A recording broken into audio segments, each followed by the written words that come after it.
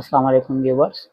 अॼु जो हिकिड़ो लॉजिकल सवाल आहे, तमामु बहितरीनु हिकिड़ो सवाल आहे। एंट्री टेस्ट जी तयारी वग़ैरह में बि ईंदो रहंदो आहे ऐं कुझु टेस्टुनि वग़ैरह में बि ईंदो रहंदो आहे। पहिरियां सवाल खे सम्झण जी कोशिशि कयूं था ऐं पोइ हुनखे हल कयूं था। अतर हैज़ 42 ब्लू सॉक्स।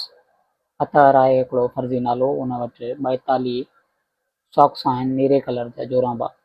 15 रेड, 15 जेके आहिनि उन वटि ॻाढ़ा आहिनि, and 24 black in one dryer, ऐं 24 हुन वटि कारा जोराबा आहिनि हिकिड़े दराज़ में। It is totally dark in the room and he can not recognise colours. कमरे सॼे में ऊंदहि आहे ऐं हू हुननि जा रंग नथो सुञाणे सघे। How many socks does he has to take out of dryer in to light in order to be sure to have at least 2 black socks. हाणे हुनखे कारा जोराबा खपनि पाइण जे लाइ ऐं कमरे में सॼे में ऊंदहि बि आहे। सो केतिरा जोराबा रोशनीअ में खणी अचे जो हू एटलीस्ट हुन वटि जेको आहे सो 2 जोराबा हुजनि कारा। सो पाण जेको आहे मिसाल खे हल करण जी कोशिशि कयूं था।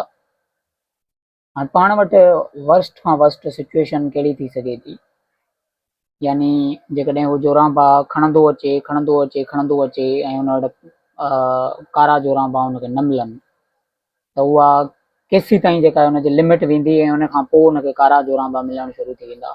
त अचो त पाण ॾिसूं त हुन वटि नॉन ब्लैक यानी जेके कारा जोराबा न आहिनि, नॉन ब्लैक सॉक्स केतिरा आहिनि।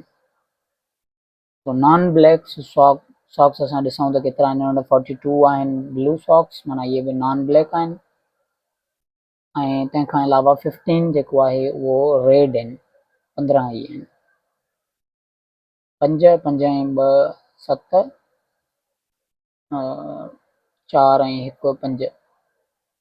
इट मीन्स जेको आहे उहो हिन वटि 57 जेके आहिनि उहे नॉन ब्लैक सॉक्स आहिनि। जेकॾहिं हीअ हुन ड्रायर मां ऊंदहि में कढंदो अचे जोराबा कढंदो अचे त पोइ बि 57 जेको आहे उहो नॉन ब्लैक सॉक्स ताईं ही कढी सघे थो। तंहिंखां पोइ जीअं ई हू वरी जेको आहे उहो हिकिड़ो हिन में वधीक एड कंदो, हिन में जोड़ींदो त उहो ब्लैक सॉक्स हूंदो।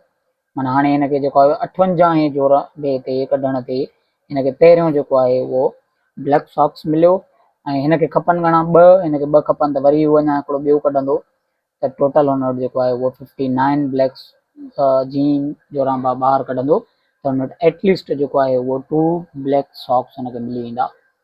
आई होप तव्हांखे ही सम्झ में अची वियो हूंदो। जेकॾहिं सम्झ में न अचे त कमेंट करे तव्हां पुछा करे सघो था।